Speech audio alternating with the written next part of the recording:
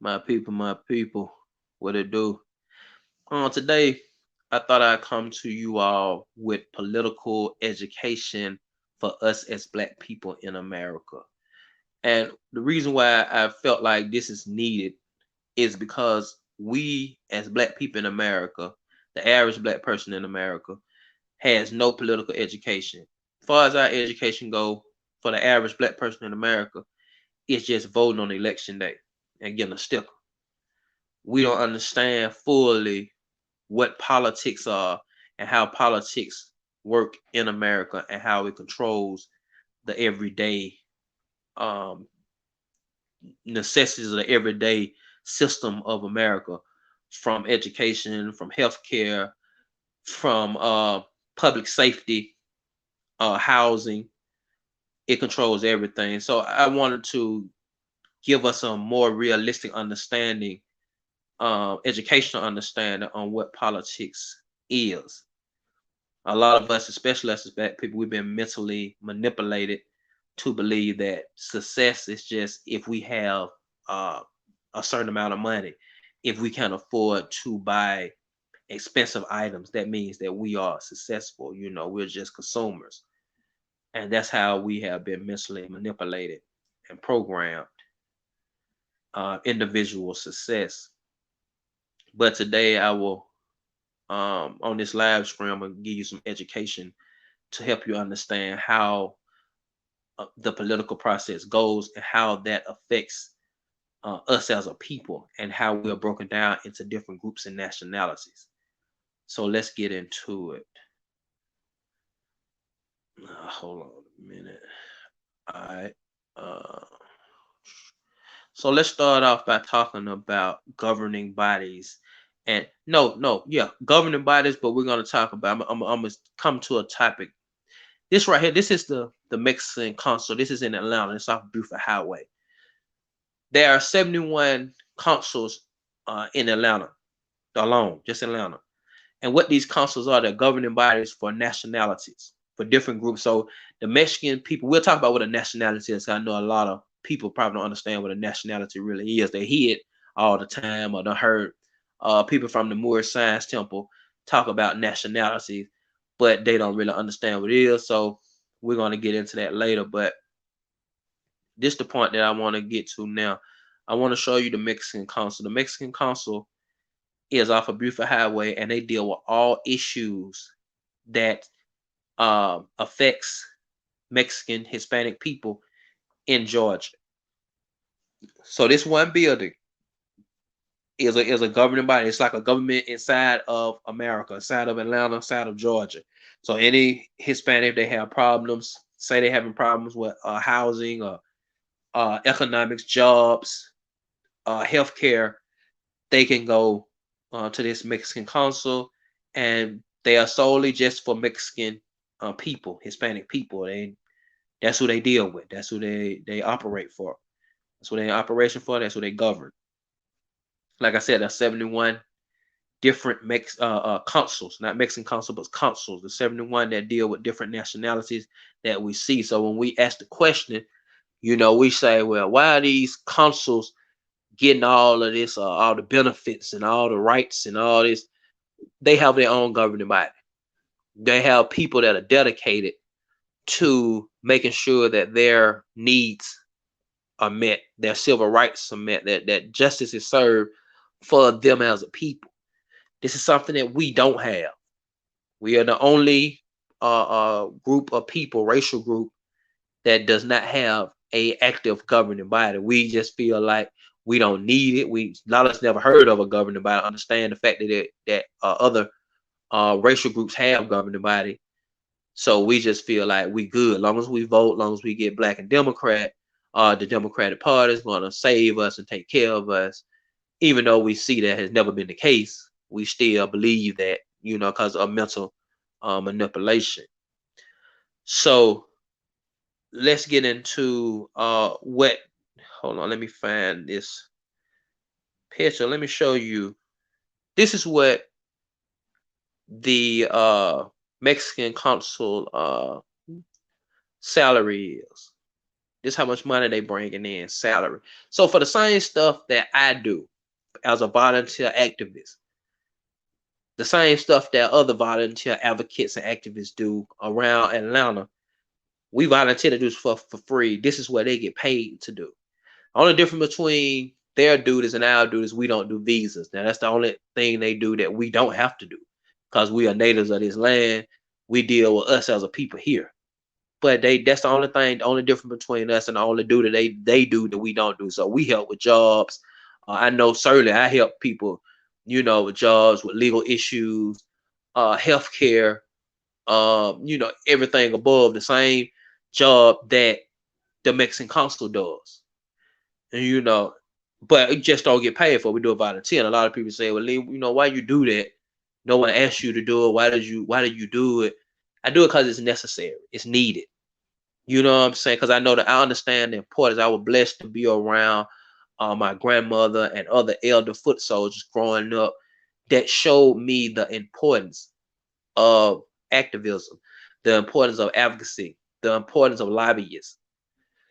I also had the opportunity at an early age to go to City Hall, Atlanta City Hall, and to understand how nationalities work, how government work, how I went to the state capitol building at an early age and seeing how government actually works, how it benefits the people, how we can't get around government, how we can't get around politics.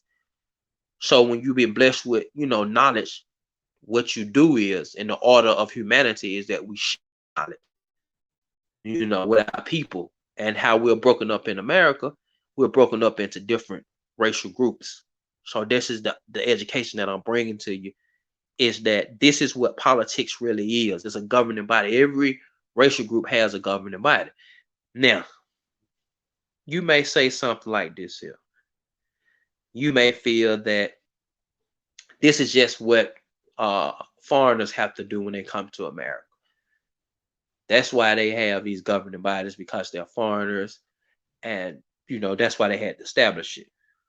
But that's not the case. This is the Buckhead Council, Buckhead of Atlanta. Buckhead Council has a governing body, and this is a majority white people. Now, everyone knows that white people typically control the government, and they even have governing bodies to protect their neighborhoods and areas.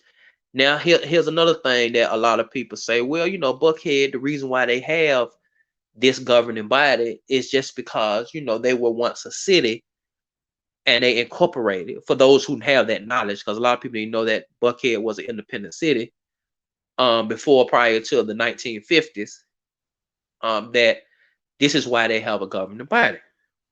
Well, let's look at when they started this. Buckhead started their governing body in 2008. 2008, they became a 501c4. Now, a lot of us as Black people don't even understand what a 501c4 is. We're used to the 501c3s, which is a charitable organization, the nonprofits. That's what we operate off of. But you can have a nonprofit governing body up under the 501c4. This is what we need in our neighborhood. This is what I fight for us to have in each neighborhood, so we can deal with the issues that plague our people in Atlanta, such as unfair housing, when we can live in dilapidated homes and pay $1,000 a month for something that's condemned, you know what I'm saying, and have our rights met. We need governing bodies in each district, to be honest. But if we can get one governing body that can solely deal with the issues and our civil rights and our human rights, then we'll be good. But this is what Buckhead has. Buckhead is a thriving community. Buckhead only have 25% of the problems that we have here in the low district, the low income districts in Atlanta, like District 1, 3, 4, 9, 10, 11, and 12. Buckhead don't have to deal with those issues. But yet and still here they have their own governing body that made sure that they stay thrive, to make sure they stay ahead. These governing bodies. I'm gonna show you something else too. Let me get into this. I'm gonna see if I can put it up the right. Okay, this is the Atlanta Sister Cities Commission. These are the sister cities. So the sister cities, if you ever go to City Hall, you're gonna see some flags. You're gonna see about 17 flags. They represent other nationalities who have their governing bodies that linked in Atlanta. So there's 71 different councils, but they have these certain 17 sister cities who represent those councils. So when we have, let's say we spend our budget, we make up the budget with our sales tax dollars. When we make up that budget with our sales tax dollars, every time we go in the store, you know, we spend a sales tax. That budget may hit, let's just say 1.5 billion or 1.2 billion. Let's just say, you know, just saying, just throwing a number out there. What the sister cities are gonna come in and do, the sister cities are gonna go ahead and they're gonna put claims on that money for what they need, for their needs of their people, and not just here in Atlanta, not just. So say you got the Bohemians, you know, Haitian people. Let's say Haitians. They're gonna come and put claims on that money, and then they're gonna take. Say they have a issue, like in Haiti, they had that. I think it was an earthquake back in like 2014 or something like that. What happened was,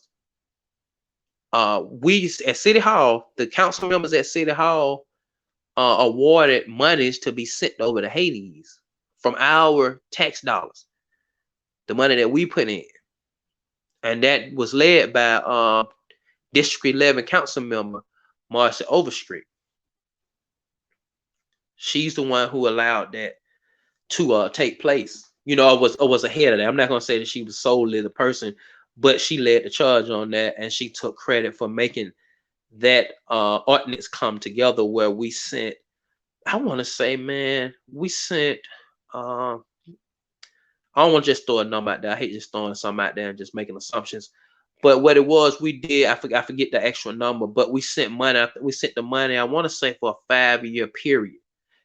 Every year for 5 years after that earthquake happened, we sent them aid money. It was up in the thousands. It was up in the I can't remember how much it was actually though. But we can look into it. Matter of fact, I will post that information on the next video I do. I'll post that information. But the point is that we have governing bodies that sit. We put the most money into the economy. We know that. We put the most money into Atlanta. We spend the most money. You know, us as black people in Atlanta, we spend every dime we get. We can't wait to spend. We spend money before we even get it. We be thinking about, if we get paid on Friday, on Tuesday, we thinking about how we gonna spend that money. Whether it's for recreation, whether it's for bills, whatever, we already done spent it before we even get paid a paycheck. You know what I'm saying? So we put the most money into the economy. But what the situation is, we have governing bodies who are there to get that money, who to benefit off the money that we put in the economy. It's not coming back into us as black people. And why is it not doing that? Because we are not established. We don't have any governing bodies. We're not politically established. We just trusting in Democrat. We vote Democrat, we good. Like I say, even though we see that's never been the case, the reality is never showed that as long as we vote Democrat, we good. We ain't never been good just voting no Democrat. Even when we first started getting voting right, which was back in the Reconstruction period, and we were Republicans back then. Republican Party is the first party that started allowing black people to have voters' rights and to have, well, not voters' right. That was a decision made by the United States government back then in the 1870s. But they're the first political party to welcome us in to be politicians. It was men. Men had the right to vote, and men could be politicians. And women were still left out. They didn't get voting rights to 1865. Even when they joined in with the feminist movement, and white women got the voters right back in 1920s because of Jim Crow, black women still couldn't vote. Women in America got the voter right back in 1920s, but black women, because of Jim Crow laws, could not vote. Their vote was suppressed, even though they had the right on paper. Their vote was suppressed. Like I said, just because somebody writes something on paper, systemic racism goes over what's written on paper. Same thing with Juneteenth. Today we celebrate Juneteenth as a federal holiday because on paper it said we were free, but the people of Juneteenth didn't have any resources. So a lot of our ancestors that was in Texas, they died off from hunger. The others, the Union soldiers, was not fully protecting them. They let them die off. A lot of Union soldiers were racist themselves. It wasn't just in the South we had racism. It was all over America. Only difference between the South and the North in slavery was that the South was prospering more. That's why they had the Civil War, because the South had a whole lot of farmland. And what they had, how they profit up there up north, they had Wall Street and they had factories. So they can get the cotton and they can make money off of, by manufacturing the cotton. But actually growing the cotton with free labor, it was in the South. They were making a lot more money. So that's why they had the Civil War, because they didn't want to share the money. The South didn't want to share their extra wealth with the North. So Juneteenth was not a day of that should be celebrated. Not saying that they didn't let our people out of the plantation. What I'm saying is we had no reparations. Had no reparations, had nowhere to go. Here comes some folks saying, get off the plantation. You're no longer allowed to be on these plantations. They wanted to take over the rest of what was left, which were the plantation Union soldiers. They didn't get them off the plantation because they was wanting to be free and happy. Our ancestors be free and happy. They got on the plantation because they wanted to finish taking over. They don't want the war, so now they want to finish, taking over and pillaging the land. So they got the blacks off now. Our ancestors no longer need on the plantation. They got them off. And what happened was our people, like I said, the militias came in, the racist Southerners killed a lot of our ancestors in Texas. Others went hungry. It's nothing to celebrate. If you actually learn your history and know the history of what happened that day, and in that whole time period when they did the Emancipation Proclamation, you wouldn't celebrate it. It's sickening, and that's why they had to make other law, had to ratify the law. They had it on paper. Emancipation Proclamation was on paper from Lincoln, but that was in year, December something before, January or something. But that January 65, December 65, they had to ratify, they had to actually put it down and put in the 13th Amendment and put it as a constitutional order. And then it had to come with the 14th and the 15th Amendment. You know what I'm saying? So understand what happened during that time period is something that we need to share with us, that we know our history so we can know the truth and know who we are and where we at, how we got to this point. And until you know the root cause of the problem, you can never find the actual solution to a problem. You know what I'm saying? So that's where we need to be at on that. When we talk about that, I said they didn't have reparations. We still talking about reparations. Look how long ago that was, 1865. When them slaves came off that plantation, they didn't have no reparations. To this day, we don't have reparations. And we wonder what that is. We say, why we don't have reparations? Because we don't understand what reparations is. We don't have a governing body.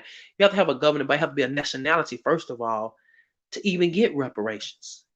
Even if we were a governing body. Now, you don't have to be a nationality to have to start a governing body. We can start a 501c4 now because we have citizenship.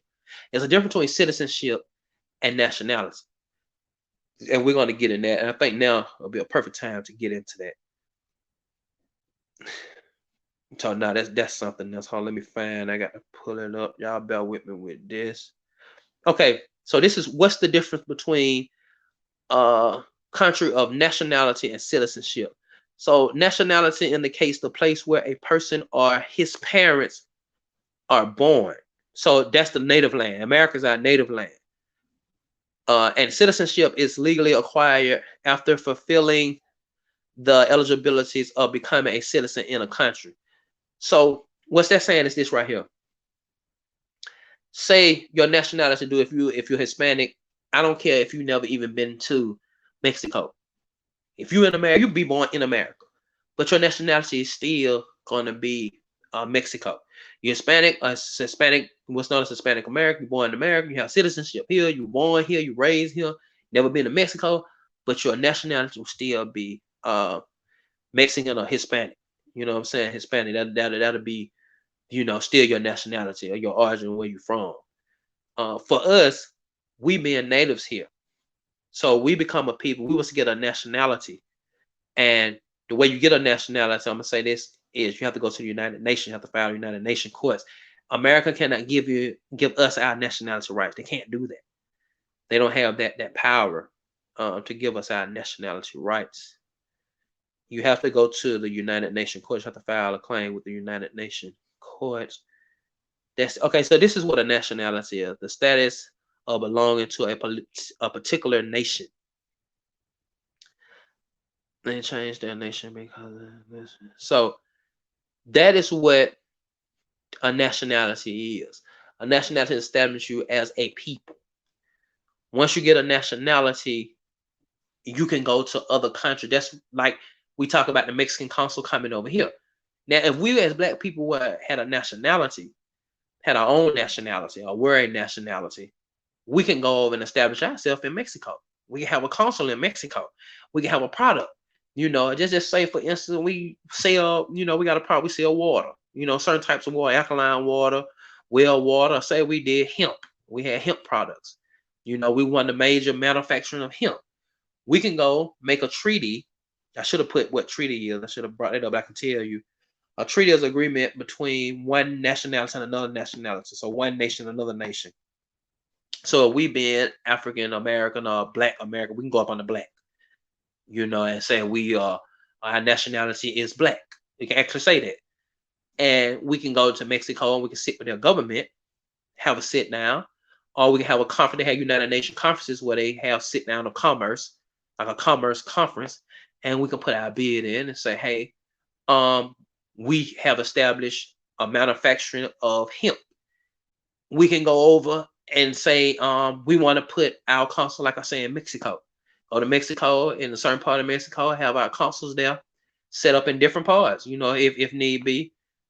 And we will have a percentage of that there. So if we was to be, let's say black people go over to Mexico, we want to live there, if we want to visit there, you know what I'm saying? We would have our own consul that we can go to once we come into that land. If we want to go to Ethiopia, if we want to go to certain parts of Africa, we can actually put a consul over there in certain parts of Africa and go over there as America, and they'll have everything set up for us. So once we get to a certain country, we have a consul there, and just like how it is here. So that's just like how we say, how the foreigners get everything. You know what I'm saying? We born and raised in America. How do they get everything? Because they have their own governing body. That's what we missing. We don't have our governing body. That's why we don't get everything they get. They have something called the in America they have something called the what is that? The it's a visa bill. I forgot the darn name, but it slipped my mind. But it's something that protects the right. So when a foreigner comes over, they can pool their money together in their country, and they can buy dang, what's the name of that bill? I forget the name of it. But anyway, they could spend it used to be 500,000. Now it costs it's a visa bill, but I forget what the visa called, how much it costs. I mean what it's called, but it used to be $500,000 and went up to uh uh 900,000 in a low income neighborhood. It actually says this.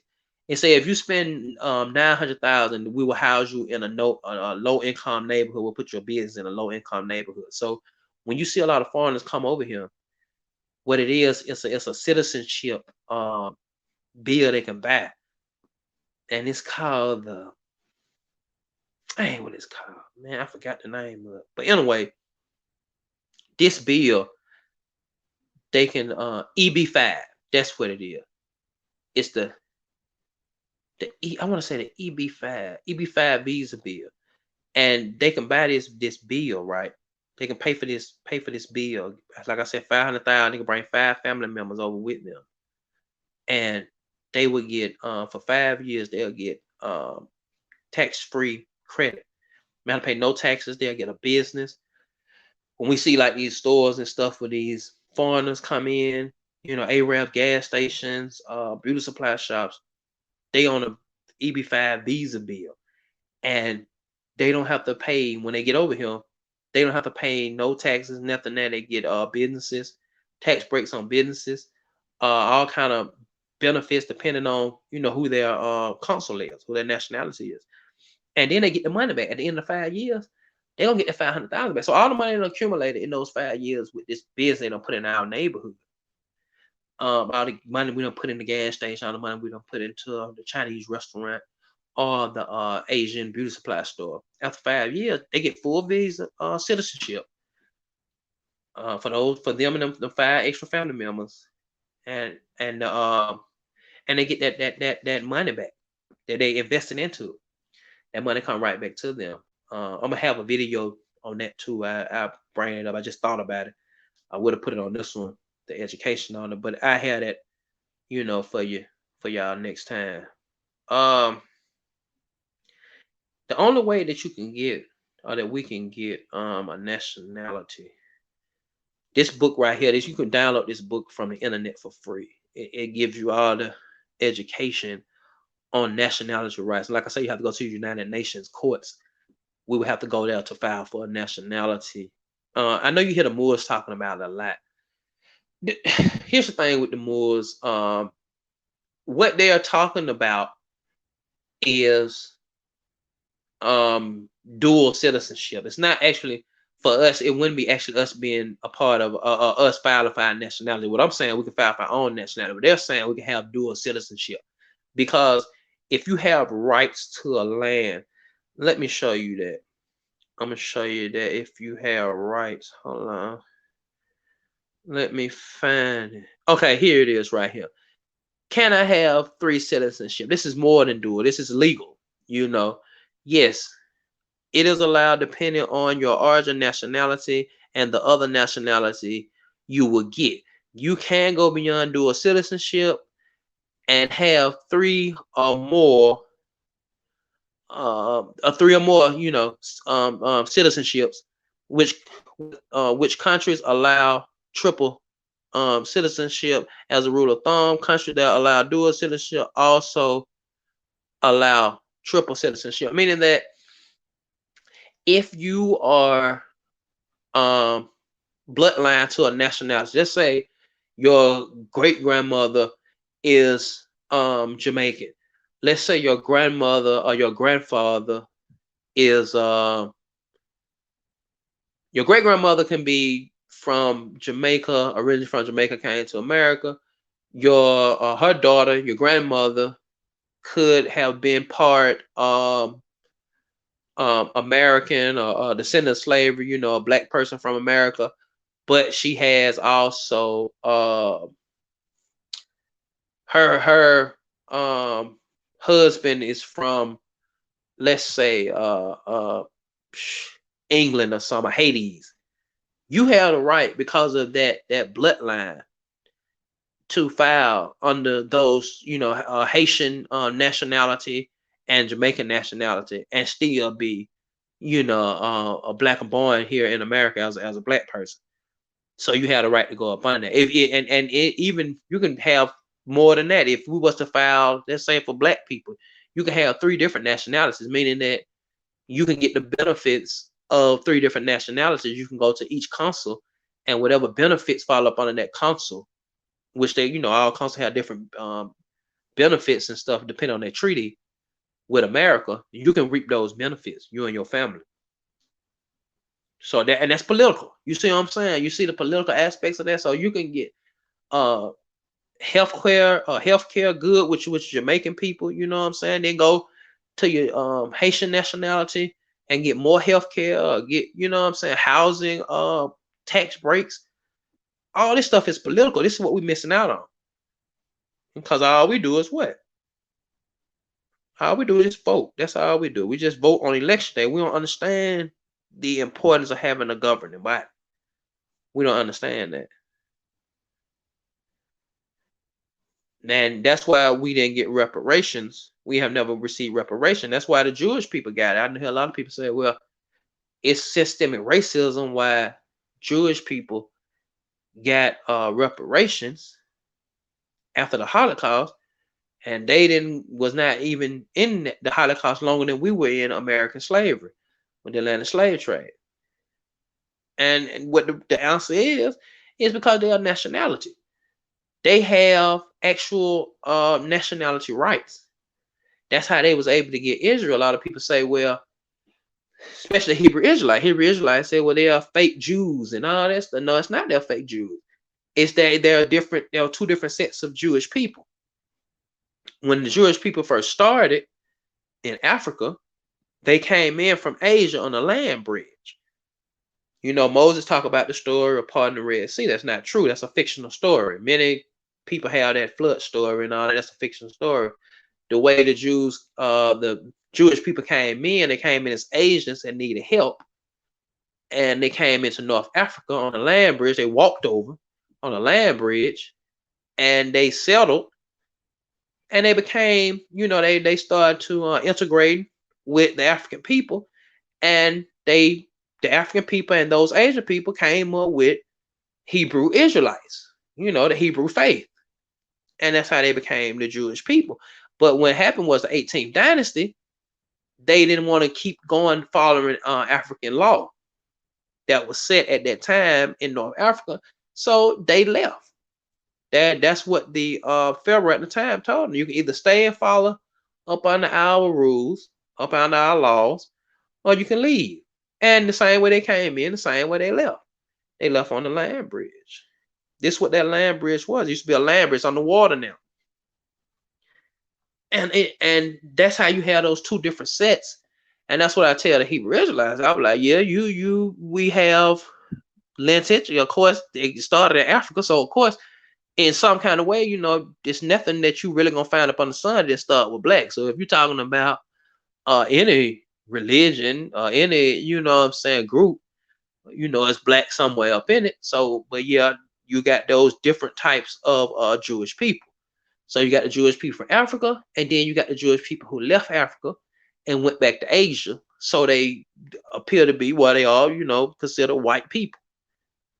And those are the different sets. So the Jewish people that was in the Holocaust represent those people that left Africa and, went up, Asia, and, went back, to settle, and left. So that's why they have their nationality. That's why they got reparations. Getting back to the original point, this is why they have reparations, because they have their own nationality. So now you're dealing with the people in America, the black people who saying, well, we're going back to Hebrew Israelites, which is everybody's choice, but you don't have a nationality. You don't have nationality rights. You see what I'm saying? And under that, to have reparations, you still up, we still are all black people who are descendants of slavery. And that's what we have the right to get our nationality off of us. And that's all political. That's political, and that's what we want to know. So I just want to come in. We at 32 minutes right now. I ain't gonna hold no longer. I have other things to do myself, but I wanted to share that education with us as black people in America to let us understand the importance of having a governing body. Without a governing body, without activists, without advocates, without lobbyists, having those entities, we would never come off the bottom. We're at the bottom. You can never prosper economically or any kind of way. We would keep suffering. We would keep, being at the bottom of the barrel. Because any racial group, and this is how America's set up, it's not individual. It ain't about you having the most money, buying the most expensive thing. I know that's what we've been manipulated to believe, that's all that matters, that we're successful as long as we got the money. As long as you got the money, you can buy this and that, you're success. That's not true. We see that with the people town who own their houses, how they were put out by eminent domain. They just pushed out of their house because the city said, hey, it's bad pipes everywhere, flooding everywhere. But they were able to use that to say, hey, man, y'all been owning your house. Some people own their house over there 30 years, 40 years. And they were able to push them black people out over there because they don't have a governing body to protect them, to protect their rights. We got it going on now. We got people who paying $9.75 a month in Darien Village to live in condemned units. We got people who are paying more than that in other parts of Atlanta, up to $1,300, $1,200 a month to stay in condemned units, in apartment. They got the money, they paying it. I mean, not all these people not on Section 8. All these people don't have that. It's the people who paying the straight up, who working 9 to 5 jobs, who getting good money. I'm talking about $20-something an hour, but they're paying for housing that is not even safe to live in. I mean, top rent. When you paying $1,300 stay in a 1 or 2 bedroom and your unit got mold issues and faulty wiring and old dirty carpet, which causes lung issues, you know, you're not successful. That's not successful. When you get money and you can go buy a house, or not even buy a house, a lot of us go get money and got good money, can go out and rent a nice house, got a big house, big pretty home, but can't even buy it. The neighborhood association won't even let you buy it. You coming over there and you rent this big pretty house. You paying $2,000 a month in mortgage to rent. A big pretty house. It look good. But if anything was to happen to you financially, you ain't got no stability. You have nothing to pass on to your children. And that's what having a governing body protects us from. We can have those big pretty homes and nice places and jobs, good jobs that we own, we control, manufacturing that we control in a community. To where a community is where you have ownership, to where we can say, what do we want in our school system? What do we want for as public safety? What should our police department look like? Over in Midtown, they got their own policing called Midtown Blue, where they take undercover APD workers, not undercover, off duty APD workers, and they come in, they can work an extra shift over there guarding their neighborhood. You see what I'm saying? That's political power. That's what we're lacking as Black people. We're lacking political power. And that's what we have to get the knowledge on. Not just voting for a political party, supporting a political party who, just because you Democrat, we're going to vote for you. I don't like Republican, all that kind of crap. That shouldn't never be part of our political conversation. We should have our governing body sitting back saying, well, this is what we owe. This is what we put into the economy. This is how much money we put into Atlanta every year, every quarter. Have it on paper. And this is what we deserve. This is what we demand. That's how we should roll. And the political party have to come to our governing body and say, hey, we want your support. That's what they do to other councils and nationalities and racial groups. They go to them. Their campaign managers, when they're running for office, go to them. And say, hey, we know that the needs of your people, this is what we promise we're going to do for you if you elect me into office. But we got it turned around vice versa. We going to them. We got it backwards.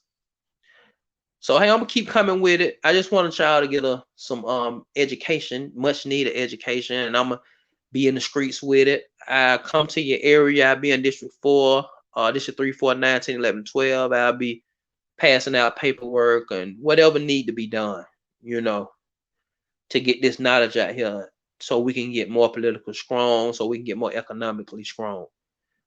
All right, y'all keep going and keep fighting and keep pushing.